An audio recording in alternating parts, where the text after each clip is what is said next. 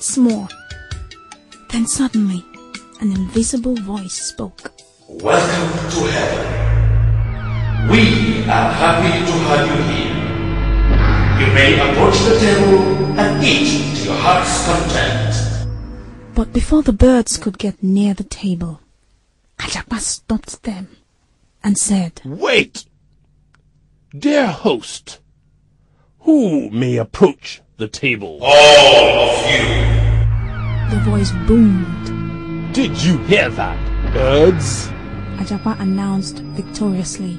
Only all of you may approach the table. This was his plan all along, to eat all the food before the birds had a chance to get anywhere near the table. The birds were so shocked. They couldn't believe their ears or their eyes. They watched sadly as Ajapa approached the table and started eating up the food. He started eating from one end of the table and ate and ate and ate.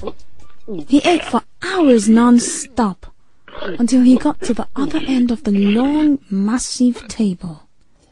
When he finally stopped, his body became so big he could hardly move. He turned slowly to the birds and said, You may eat now. By this time, the birds were so angry and hungry.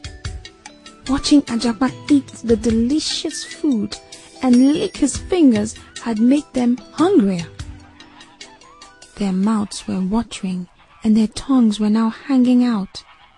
They all rushed to the table, but all they found were crumbs. They ate up all the crumbs quickly. When they finished, they were still hungry and very angry with Ajapa for tricking them.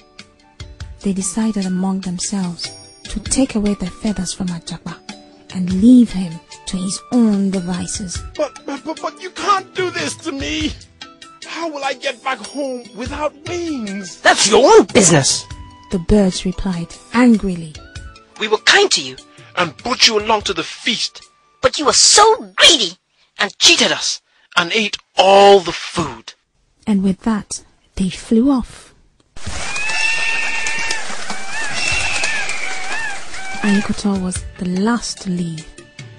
Ajapa pulled him to the side, took some mangoes out of his shell, and said, Ayikoto, I'll give you a bucket load of these mangoes if you help me to get back to Earth. Ayikoto thought to himself, Let me hear what Ajapa has to say. Maybe I can take revenge on behalf of all the birds. So he turned to Ajapa and said, How can I help you? Please, go to my house and tell my wife, Yoribo, to take out all the soft things and lay them in the front yard so that I can jump down from heaven and land on them. That way, I won't hurt myself. Ajapa pleaded. Ayikoto took the mangoes out of Ajapa's hands, and with a glint in his eye, he took off. When he got to Ajapa's house on Earth, he knocked on the door and called out, Yoribo! Yoribo! Are you there? Yoribo opened the door and said, Oh, hello, Ayikoto. Good to see you. Where is my husband, Ajapa? He has been delayed in heaven, but he will be coming down soon. Ayikoto said wearily. But he wants you to clean the house completely before he gets back. He asked me to tell you to wash all the pots and pans with all the other hard things and place them in the yard to dry. Ayikoto grinned to himself as he thought of what was about to happen. Goodbye, Yoribo. I have to run along now. You know your husband likes to make a grand entrance, so he'll be down with a bang. He said as he flew away. When Ajapa looked down from heaven, he could see his house faintly from the distance.